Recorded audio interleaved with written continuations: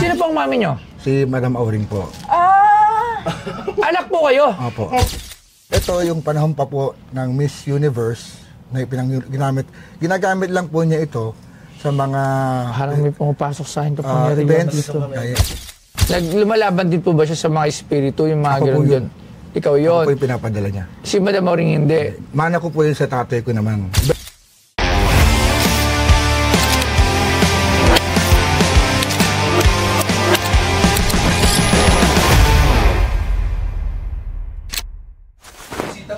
Sino bisita? Hoy! Kilala ko to! Alalay lang ako. Si brother! Kamusta? Mister. Ito gusto ko itong kamayan. Ito kaibigan ko to. Si Apo Lakay. Alalay lang ako ngayon. Okay! Siya yung Ano po ang sadya natin? Ano po pangalan nila? Ricardo Erfelo. Ricardo Erfelo. Erfelo. Taga saan po si Ricardo? Ay, Caloocan po. Caloocan. Alright. Siyempre kasama natin si BJ, si kaibigan. Ano naman po ang inyong sadya dito sa ating matitindahan? Ito po si BJ po kasi ito ay siya po ang nagsabi sa akin pantaling ko dito. Opo. Baka daw wala pa kayo nito. Okay. Kaibigan kasi natin yan si BJ. Ito po si BJ po, ay maliit pa po yung ganon sa luneta nung araw. Pakalat-kalat ako yung nagpapakain sa kanya doon sa luneta. Dati pala siyang kalapati. Hindi po. Ano sabi niya? Pinapakain. Wala Sa luneta.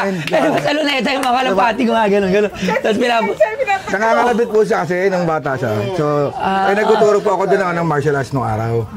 Ardis. Hindi, karate. Ano ba? Tai Chi. Parang nakita nga kita doon, kuya, dati habang nagbabike-bike kami sa luneta, gumaganon. Hindi ba? Tapos diba tati yung kalapati, si BJ pala yun, napakain mo na. Tapos, accidentally po, nakita niya ako sa Facebook. Nung nakita niya yung pinost ko yung ibang picture ni Mami, tinanong niya kung... Pero mabait yan, BJ. Opo. Mabait yan. Mabait naman, lumaki naman po mabait. Lumaking mabait Sigaron nga lang po eh. Pinapangaralan ko nga po eh. Tayo magawa, meron talagang mga bagay-bagay ang mga tao na hindi natin napipigilan, may mga... Wala naman perpekto. So, lahat may... Hindi lang talaga, hanggang matuto. Diba? So, sige. Ano naman po ang inyong sadya sa amin dito? Ayun nga po. Ano yung dala nyo? regalo ata. Isa lang, ilan po ito sa mga pinamana po sa akin ni Mami? Sino po ang mami nyo? Si Madam Auring po. Anak po kayo? Opo. Oh! Ako po yung successor niya ngayon na nagpapatuloy na lang. Wala na po siya, patay na po. Nanguhula ka rin? Opo, lahat po. Nag-message po ako sa inyo, nakaraan pa po eh. Nag-offer nga ako sa inyo ng feng shui. For free. Oh, sige, buksan natin. Later natin, tsaka yung ano yung blessing natin. Okay. Kasi nung lagi ko kasi kayo pinapanood, ang pogi niyo pala sa personal, tsaka ang ganda rin. So, ano pong pangalan ulit nila, sir, para mas malinaw? Sa movie po na nag-artist ako, Rigor Aguila po. Rigor Aguila. Ikaw pala si Rigor. Di ba si Rigor, kalaban yun ni Tanggol? Sino si Rigor sa Batang Quiapo? Kilala nyo? Sino si Rigor? Jan Estrada. Tapos Siya yung may dalawang wife. What a life. Aguila. Apo, Si Aguila naman, yung nasa probinsya, yung maliit, yung Aguila, yung may kulto. Di ba may Aguila? So, ikaw pala si Rigor Aguila. Movie actor kayo dati. Nung araw po, panahon po, 1979. 17. Ilan taon na po si Kuya ngayon? 55 po. Oh, 55. So, lumalabas kayo sa mga pelikula dati. Seiko Jewel po noon. Seiko Jewel. So, si mami nyo, si Madam Auring. Apo. Wala na po siya, no? Kakatapos lang yung pumanaw nung kailan lang din. Opo, kailan po? After ng pandemic po. Ilan taon po si Madam Auring? Sabi po niya, 81 nung namatay sa Sabi niya? Sa declaration po ng 81 years old. Pero, But I don't believe na 81 po siya kasi po si Kuya James, maliit pa po noon, ngayon namatay siya, di ba 81 din? So, sabi ko malaki na noon, dito lang niya si Kuya James eh, kaya I don't believe na. so mas matanda si mami mo? Panahon pa po siya ng Vaudeville eh. Ano pa yung Vaudeville? Ito, hindi niyo pa alam. Ang Vaudeville po, ayan po yung mga mas nauna pa yata doon sa mga... Baka matanda pa siya kay Enrile? Hindi ko po masagot kasi nung... bakit i-declare niya 81 lang? Bago po siya namatay, Ba't niya biglaan yung nag-disintegrate yung body niya. Kung makikita niyo yung... kunyari, a week ago lang kausap ko siya, ganyan pa katawan niya. Malakas? Oo, after a week, ano siya parang balat ng kahoy. Bigla siyang parang... nung na-stop siguro, hindi kaya yan, may nababasa kasi ako niyan. Kasi si Madam Auring po, profession niya is nanguhula. Lumalaban din po ba siya sa mga espiritu, yung mga Ako po ganun yun. dyan? Ikaw yun. Ako po yung pinapadala niya. Si Madam Auring hindi. Mana ko po yun sa tatay ko naman. Iba-iba po kasi mga minana ko mula sa lola namin, sa kanya. Ano sa pong kanya. apelido ni Madam Auring? Sa dalaga po. Hindi, yung Erpelo po. Erpelo. Kasama niyo si father niyo po. Si father niyo po. Wala na rin po. Wala Ako na na lang po rin. natitira. Wow. Grabe. Auring po talaga pa. Sayang. Alam niyo, Aurea. Aurea. sayang noon. Wala pa atang poster noon nung si Madam Auring ay nandito pa sa kapiling pa natin. So, sige po. Excited na ako makita yan dahil Alam ko na yan. Kasi si Madam Auring, so... si Madam Auring po, gano'n na po siya katagal sa fortune telling? Since kid, bawalan na nga siya ng tatay niya kasi pag may sinasabi sa story po kasi niya, nung bata siya, may mga premonitions na siya. Nakikita niya mga mangyayari, sinasabi niya sa mga kapitbahay. Then nagaganap, so pinalayas niya sila sa lugar nila. And then, noong 1974 siya sumikat na unang-una. Kasi Kutsilyo na lang, kutsilyo. Umuulan po kasi kaya ginawa ko mabuti. Nakamotor ako na punta kilan. Sige. Okay, so buksan na natin, tanggalin natin itong gunting. Labs, buksan mo na yan. Tingnan natin kung anong dala nito. Wow. Important files. Nakalagay yung important files. Ay, ano po yan? Pinaglagyan ko lang po. Baliktad data. Yeah. Ingatan natin. Excited na ako rito. Ito mo muna yung ilalabas ko. Ito yung pinaglalagyan niya. Ito yung mag-shooting. Ito. Ayan po, yan mismo yung ginagamit niya. And then, ito po yung kanyang bola. Maliit lang pala eh.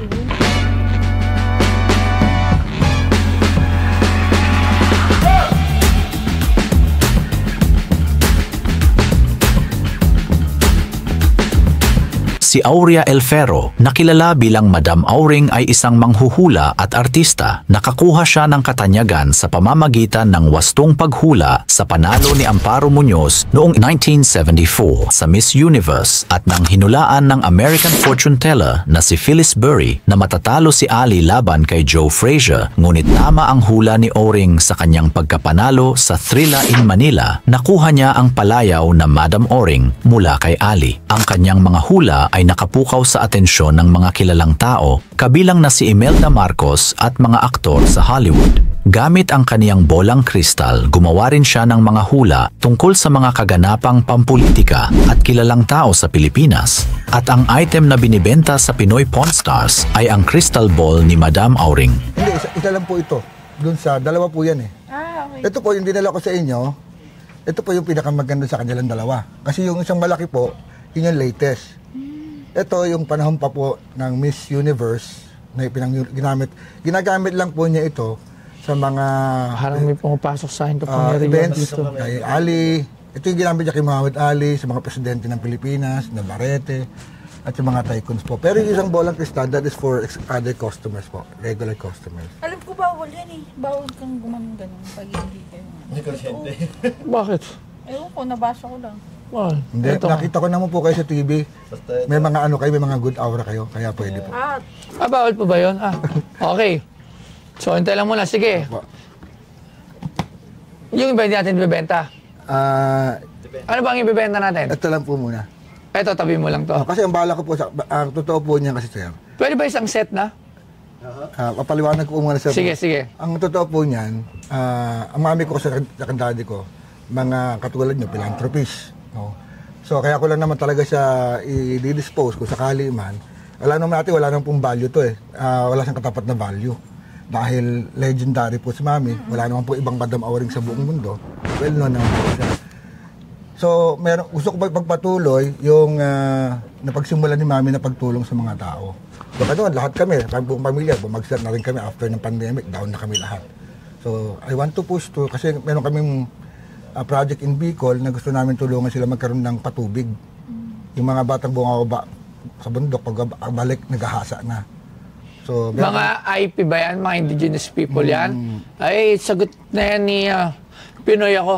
Apo. Ako nang bahala dyan. Dala ko ang kumakatawan ngayon sa mga indigenous people. At hindi ko pa nga dapat sasabihin yan. Pero napag-usapan na natin, isa yun sa mga proyekto ko na bibigyan natin ng halaga ang mga indigenous people. Dahil tayo ay pare-parehas lang tayong Pilipino. Kaya nga tinayo ang Pinoy ako para sa mga indigenous people para magkaroon ng pantay na lahat ng benepisyo ng isang Pilipino. Opo. Kasi syempre doon, mahirap ang edukasyon, mahirap ang patubig. Totoo yung sinasabi mo, yung mga rape, totoo yan, nangyayari yan.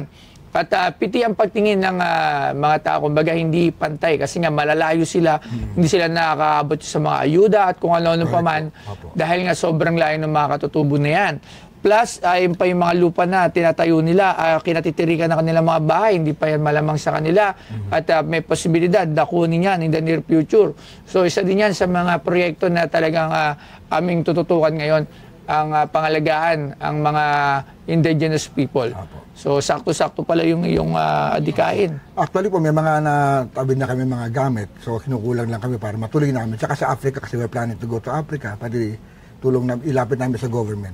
Okay. Mga mahirap. And then, huwag na natin tulungan yung ibang bayan muna. Unahin muna natin unahin po ang nga ating namin mga yung kapwa Pilipino. Dahil dito mismo sa atin, napakaraming nangangailangan ng tulong. Hindi naman sa nagdadamot tayo sa ibang bansa. Pero syempre, unahin muna natin yung sariling atin. Ayan, di ba? kagaya nga po nung, sabi ko, kaya hindi naman po siya talaga actually lahat i-dispose. Kasi ang isang aim ko ngayon ay mabuksan yung parang mini museum din ng ano naman po siya, toys network, kumbaga. Yung mga toys na hindi kilala ng mga kabataan ngayon, ano yung mga toys natin, tsaka yung cartoon network natin ng Pinoy, yun ang kinokollect po naman ngayon na iniipon po doon. So, okay. So, Tay, paano katunayan na ito yung kay Madam Auring na ba't ang dami na rin yung tama? Ano ito mga nababasag? siguro kakalipat, reckless. Hindi ba pag nabasag ba to, pag nabaksak, hindi siya nabibiyak? Hindi ko po. Talagang mga ganyan tama lang. Okay, so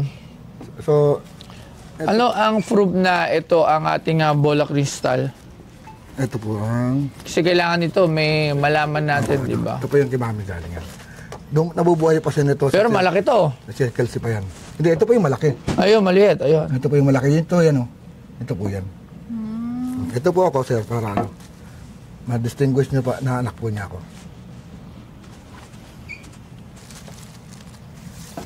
Yan po ako. Ako po yung ano. Okay. So ngayon, ang tanong ko, magkano naman ito binibenta? Kung sa price po, sir, ay nire-respect ko naman din yung price ninyo, no? So, meron lang po akong naiisip lang, siguro, dahil siya ay one of a kind din, na siya lang naman talagang, ito yung kauna-unahan niya. I don't know if, kung okay sa inyo yung price, siyempre, magkaroon pa rin ng transaction, no? So, it's... Alam mo ba na ang CK Teco ay kinikilala na isa sa pinakamagaling pagdating sa biometric recognition technology sa buong mundo. Ang kanilang mga cutting-edge solution at may kasamang smart entrance management, identity authentication, at innovative office automation. Nakasalukuyang ginagamit sa mga public services, business at iba pa sa buong Pilipinas.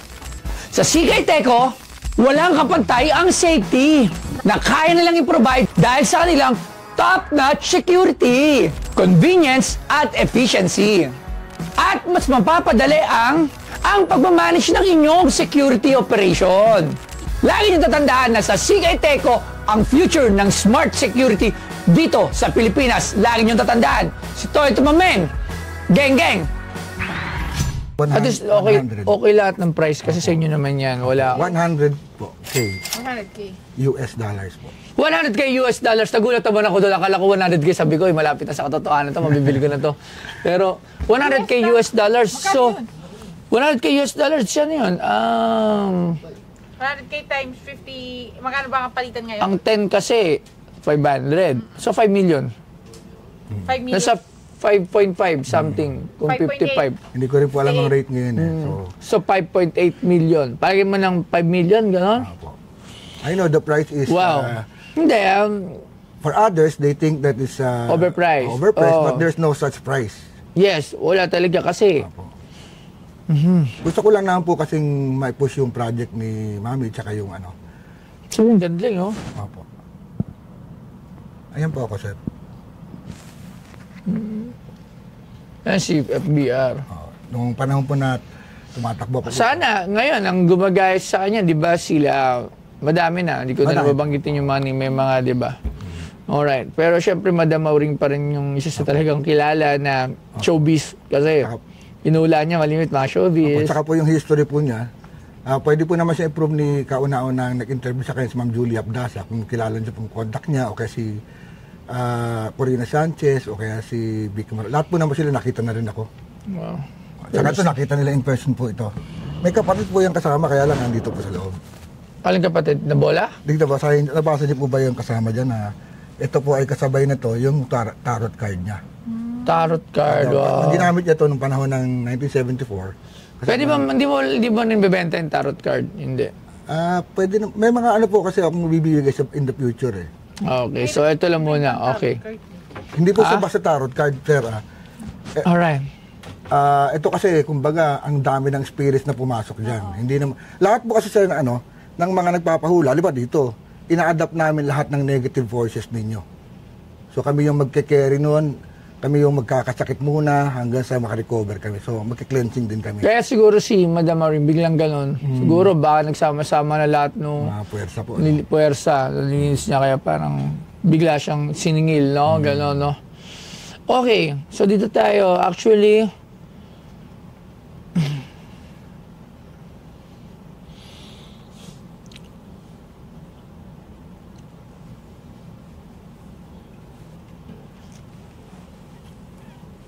ganda sana. Akala ko nga 100,000 pesos lang eh. Kung 100,000 pesos, tatawad lang ako ng konti para dito. Kasi ang ganda niya ilagay sa museum na nakaganyan. Tatanong, sino? Ano yan? Sino yan? So sabihin, Madam Auring Crystal Ball yan, di ba? Ginamit po ng unang-unang Miss Universe natin dito. Tsaka kay Muhammad Ali po. Anong ginamit? Siya po yung ginamit na panghula. Ang medium nung panahon ni Miss Universe, ni Muhammad Ali, na si Julie Abdasa, ang pwede po magpatunay yan. Bukod po sa akin, na... Masyadong... Yung price mo, hindi ko kaya. Ako, kung bibilin ko yan, I will start with 60,000 pesos.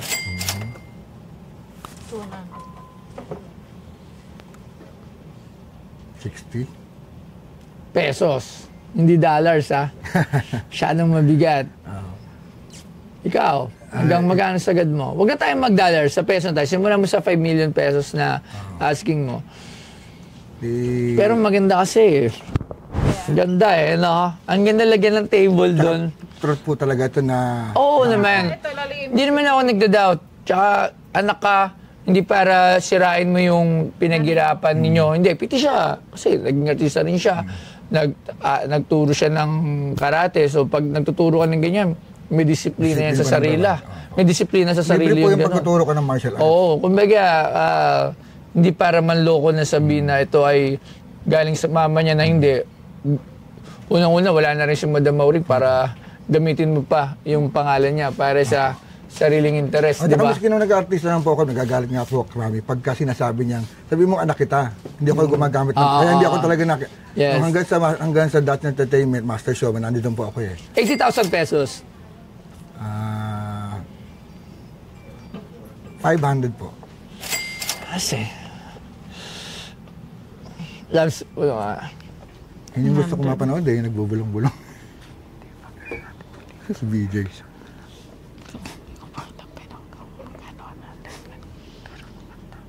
Huh?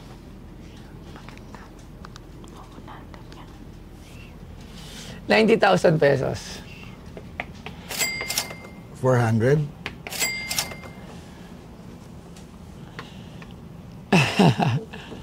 Maganda yung item. Oo, kasi pag ito ilalagay. Maganda. Tapos susunod niyan, malamang may part 2, part 3 mag-isa-isa bebenta tapos ang sunod na Hindi, meron kasi pa ako sa inyong especially bibigay pagbalik ko sa susunod dito. Meron ako pinagawa. Ako sagad ko rito 100,000 pesos. 150 mo, sir. O, para sa mga tutulungan din po natin naman. Hintay lang ha.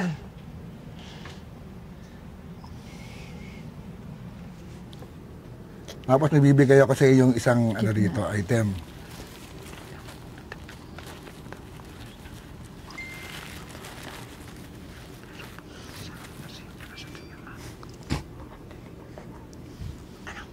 Talagang hindi ko madinig Hulaan ko na lang sir kung ano yung binubulong 110.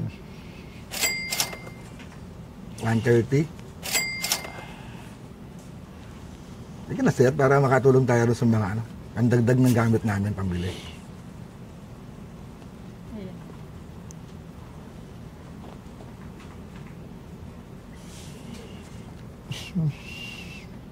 Meron pa ako dito ibibigay sa 115,000 pesos last offer. 115. Ako gusto ko lang talaga siya at nakalakihan ko si Madam Mauring. Yes. Kaya talaga kumbaga kaya gusto ko lang siyang bilhin. Isa at hindi ko 'to bebenta Isa rin po siyempre Yes. ang purpose ko rin. Ako hindi to ko. bring it to the right place. So gusto ko madala rin sa inyo. Bukod sa parang mayroong kumbaga yung mga kinukunan ko din ng mga items ko doon, parang social ko rin kayo. Hindi ko 'to ibebenta kasi napakaganda nito. Lagyan ko siya ng table doon, no? Ay bibigay po kasi ni Sara. Ayan, anong bibigay mo? Hindi naman siya pero Kasama yan, BCD. Nakita ko yan dito. Ayun, sabi ko na. ano ba to? Particular MBC. Ay mali pa itong bigay ko sa'yo, sir. Yung isa. Kaya pala parang nag-iiba ka ng isip May previous Hindi pala nababa. Hindi, kasama rin niya yung yun, Dali Sara, hindi ko kasi suot sa Ayun, position of the, kasama rin yung first own crystal ball. Kasama rin siya, ayun, Hindi, kasama ano rin. po yan, sir. Pag naghula siya, teka, may mali yata ako sa natin. Hindi, tama po to. Kailangan mag-submit. Ito yung tarot card. Ito, yan po nakalagay, First own crystal ball of Madam Mauring. Ito po yung crystal ball. Yan. Hindi, ito. Hindi, ito itong crystal ball. Ayan, Ay, ito nga, mas maraming sulat Ano, crystal ball. Ayan. Ito, mali pala to. Wrong number. Yan, 1974. Yan po yung storya. Tapos po. ito, CD niya. Ito po yung kanyang CD ng May Asim. may kanta. Ito lang po ang nag-iisa. Hindi mo ba yung narinig? Hindi, ano yan? Narinig ka na yan May asim pa ako, mamasa-masa din. Ito po yung nag-iisa lamang. Wala nang, ito yung ginagamit niya sa show niya. Nag-perform siya ng mga Anong kanta nito? Yung May Asim nga. Kantayin nyo nga. Wala tayong silver. Bakit ba ganyan? Sige, ano natin? Ayun yung sample. Pag mga copyright Siya lang. Sige nga, ano? Ang aking buhay. Parang ganun Hindi kasi ako Ano, paano? Ang gusto ko ay nawawala. Parang ganun po siya May asim. Parang ganun yung tono niyan. MTV po ito. Ang maganda lang kasi, yung boses kasi ni Madam Auring, medyo ipit na Apo. Nung tinuturuan ko po siya ng kanta, teacher po kasi ng singing, acting, modeling, martial arts. So, nung tinuturuan ko po siya ng kanta, at talaga pong parang kalabaw po yan, parang boss baka. So, hirap na hirap talaga ako. Hanggang sa natuto na rin siya bago kami nakapag-record. Kami rin po yung nag-shoot. Ano po ito, primitive po yung pagkakashoot nito. Primitive po ito. Kasi 600 pa lang ang cellphone noon Yung kinuha namin. So ito, yung ginamit ito, 1974. Apo. Unang-una. Tapos boxing event. Yan po. Yung mga event na ginamit niya.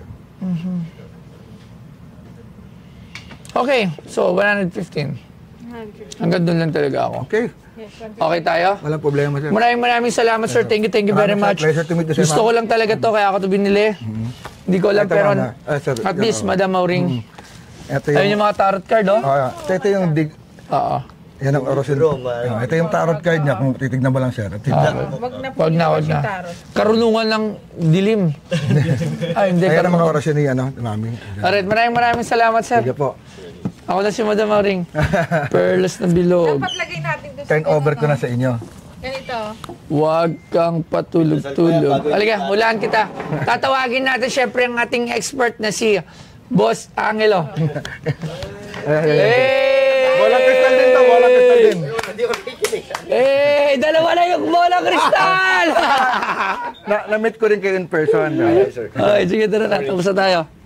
Ayan. Hello po mga kaibigan, nandito po ako ngayon kay Boss Toyo at nagdala ako dito ng isang memorabilia. Ako nga po pala ang bunsong anak at natitirang successor ni Madam Auring po. Ako po si Maestro Rigor Aguila, ang teacher ng mga ibang mga nag-aartista. Sa ngayon po ay dinala ko po sa kanya ang isang memorabilia, ang bolang kristal pong mahiwaga na nung panahon pa po ng 1974 na ginamit sa mga iba-ibang mga event na malalaki. At ang aking offer po sana ay alam naman po natin lahat na ito ay walang valueng katapat. Ano po? So ito po ay binigay ko ng $100 na humantong lang po kami sa makatotohanan ng presyo na 115,000. Wala naman po ang problema po doon sa price dahil magagamit po natin ito sa pagtulong sa ating kapwa po. Maraming salamat. Magdala po kayo dito ng marami po ninyong magagandang item. Napakabait po ng tao ni Boss Toyo. Okay? Sabi nga ni Boss, jeng jeng.